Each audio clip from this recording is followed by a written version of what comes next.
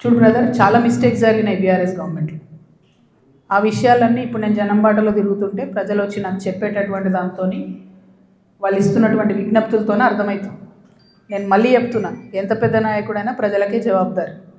100కి 100% ప్రభుత్వం నుండి లీజుకి ఇచ్చినటువంటి ఇండస్ట్రియల్ ల్యాండ్స్ సెలెక్టివ్గా వ్యాపారవేత్తల కోసం బీఆర్ఎస్ గవర్నమెంట్లో సంతకాలు పెట్టి మరి ఆనాడే ప్రైవేట్ వ్యక్తులకు దారాదత్తం చేశారు. ఆ సంతకాలు పెట్టింది ఎవరు, పెట్టించడం వెనుకుందెవరు, అది time has to decide. Congress government ఏంది, చాలా ఆరోపణలు చేస్తున్నారు. రేవంత్ రెడ్డి గారు అయితే చాలా ఏమంటారు, రేపు పొద్దుగాలనే నేను వీళ్ళందరినీ జైలు వేస్తా అన్నట్టు ఏదో బీఆర్ఎస్ అంతా అవినీతిమయమని చిత్రీకరించి వచ్చారు. ఆయన ఎక్కడ ఏం చేయట్లేదు. ఎందుకు చేయట్లేదు? బీఆర్ఎస్ వాళ్ళు వేసినటువంటి దొంగదారులను కాంగ్రెస్ రహదారులుగా మారుస్తున్నారు.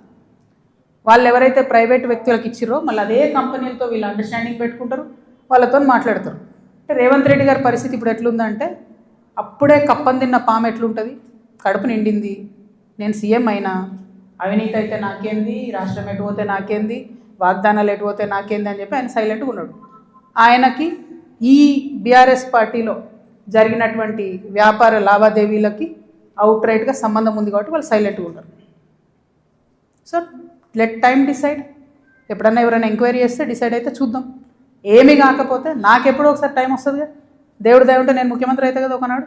ఆనాడు మాత్రం 2014 నుండి 2014 తెలంగాణ వచ్చినప్పటి నుండి ఇప్పటి వరకు అన్ని అన్యాయాల మీద నేను మాత్రం ఆరాధిస్తాను.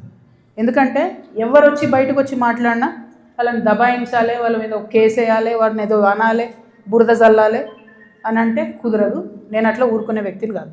నేను తప్పు చేస్తే నేను క్షమాపణ అడుగుతాను. నేను కోరిన క్షమాపణ జనం బాటలో ముందుకెళ్ళినప్పుడు. ఎందుకు కోరిన క్షమాపణ? నేను అదే గవర్నమెంట్లో ఉండి అమరవీరుల కుటుంబాల కోసం గట్టి కొట్లాడాల్సిందే అని నాకు మనసుకు అనిపించింది కాబట్టి నేను క్షమాపణ అడిగిన. ఉద్యమకారులను కేవలం నా ప్రాంతంలో చూసుకున్నా కానీ వేరే దగ్గర చూసుకోలేకపోయినా అనే ఉద్దేశంతో క్షమాపణ కోరిన నేను. అట్లే చెప్తున్నా, నేను తప్పు చేస్తే ప్రజలకే చెప్తారే తప్పు చేసినారా భయ్ సారీ అని. నేను తప్పు చేయలే, అందుకే ధైర్యంగా చెప్తాను నేను తప్పు చేయలే. అయినా సరే నా మీద ఏదో బుర్ర చల్లాలి అంటే ఊరుకోను. భగవంతుడు నాకు అవకాశం ఇచ్చినప్పుడు మాత్రం అన్ని బండారాలు కూడా బయటికి తీస్తాను. ఏం రగ్గారు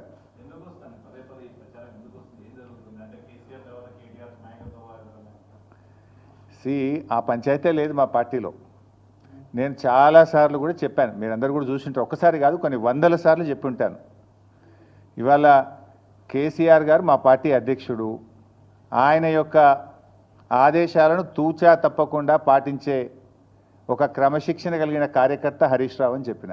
ఇది బహుశా వందల సభల్లో చెప్పిన, టీవీ డిస్కషన్స్లో చెప్పిన, ప్రెస్ మీట్లలో చెప్పిన, చిట్చాట్లో చెప్పిన, అనేక సందర్భాల్లో కూడా చెప్పిన.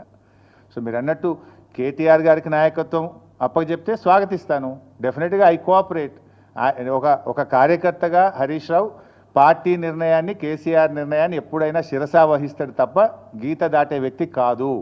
ఇది నా 25 ఏళ్ల రాజకీయ ప్రస్థానం చూపిస్తుంది. 25 ఏళ్ళ నుంచి నేను బీఆర్ఎస్ పార్టీలో ఉన్నాను. పార్టీ జెండా పుట్టుక నుంచి ఈ రోజు వరకు కేసీఆర్ గారి అడుగుజాడల్లో వారి సూచనలకు అనుగుణంగా పనిచేసేటువంటి ఒక కార్యకర్తగా హరీష్ రావు పనిచేసిండు, రేపు కూడా చేస్తాడు. Thank you.